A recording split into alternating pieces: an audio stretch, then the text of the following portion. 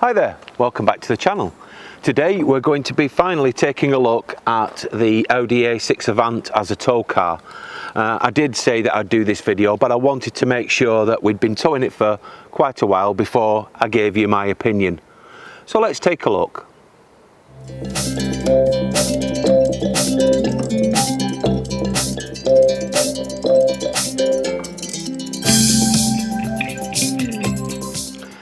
So prior to owning the A6 Avant, I had a Skoda Karoq, and it was the 4x4 version. It was the SEL, and I was very happy with it. It was a manual gearbox, and it was great. However, unfortunately, due to a knee injury, I was struggling with the manual gearbox, and I wanted an automatic. So I went back to Skoda, and I thought, well, I'll trade it for an automatic. I thought, no problems. But I was quite surprised to find that the price had gone up and the spec levels on the actual cars had gone down. Everything seemed to be an optional extra, whereas before it was standard on the car, and I wasn't happy with this. So I had a look around and I thought long and hard about it. I'd had Audis before, in fact I've had several, and I've had two A4 Avants, which I was very happy with. So I went back to Audi. I couldn't afford a new A6, so I looked at an approved one, and this is what I bought. It's a 2017 A6 Avant S-Line. It's a 2-litre TDI engine, and I've been really happy with it. It really does tick a lot of boxes for me.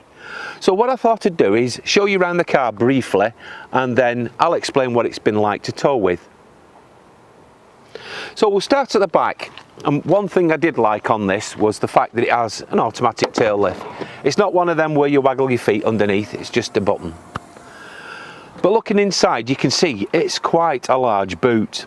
I also like the guide rails at the sides, which you can put these little clamps into, and you can hook various bungees or towing straps to tow your load down. Now I've had plenty of kit in this boot.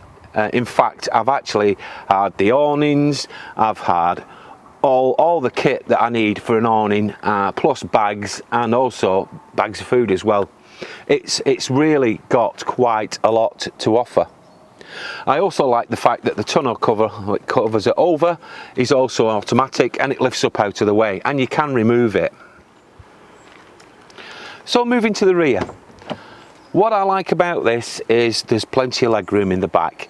There was plenty of room for Alfie to sit there on long journeys, and he can get comfortable. In fact, he fell asleep a few times in it, and I was really pleased with that, and it does exactly what I need it to do.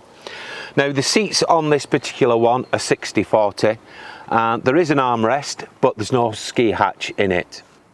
So sat in the rear, as you can see, there's plenty of headroom. Very happy with it. The seat is in this farthest position, and there's still plenty of room for my knees and plenty of room for my feet as well. And it's generally quite a comfy place to sit. Now up front, what I liked about this was it was very simple. There's not loads of gadgets and gizmos. It's very straightforward. There's a couple of downsides which I'll explain in a moment, but generally I was quite impressed with the interior. The fit and finishing quality is excellent, which usually is with Audi, and generally I was happy. It has the Audi speaker system in it, so it has a sub as well in the boot, which I like because I love my bass inside me songs, but generally very happy with this. The other thing, on the roof we have standard roof rails.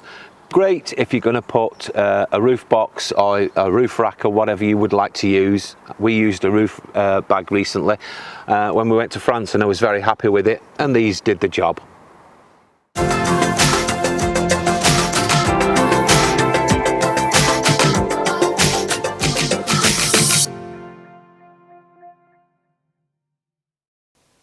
The A6 has a very well laid out cockpit.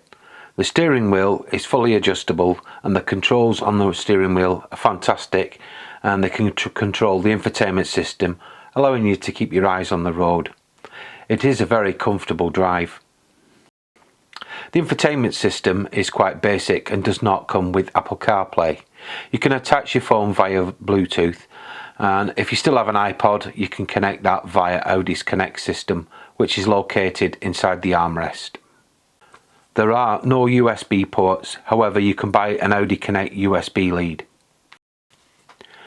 The weakest thing I feel on the car is the satellite navigation system. It's not the best, and it's quite out of date for a car that was built in 2017.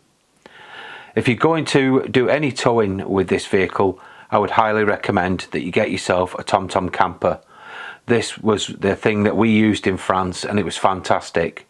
But ironically, when we weren't towing, we did try the sat-nav built into the car, and believe it or not, it was better in France than it is in England. So go figure that one. So what was it like to tow with? Well, I was really impressed with it. With it being quite low to the ground and aerodynamic, it cut through the air a lot more when you were towing, and you didn't get that buffeting feeling when you were overtaking lorries on the motorways, and that's quite reassuring when you're towing quite a large caravan behind you. And I was happy with that. I was also happy with the fact that I could put quite a lot of kit in the boot without overloading it, and it still carried on towing really well. And that is what sold it for me, and I've been very happy with it. But there is a however, and the however is this.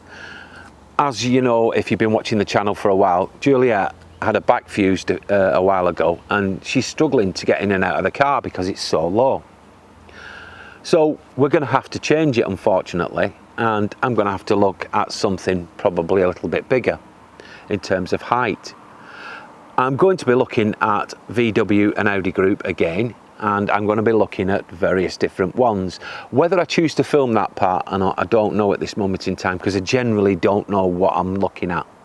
But I can assure you that it will be another VW Audi Group, because they're the type of cars that I particularly like. So would I recommend this car as a tow car? Yes, I would. Now, you can pick these up from 10 grand with high miles on to 25 grand, depending on which particular one you go for. Like I said, this is the 2 litre, and I've been very happy with it, and the fuel economy has been great. So if you don't want an SUV and you would like to go back to an estate car, this is one that I would put at the top of my list. Well, thank you very much for watching. I do hope you'll join us again real soon, but in the meantime, bye for now.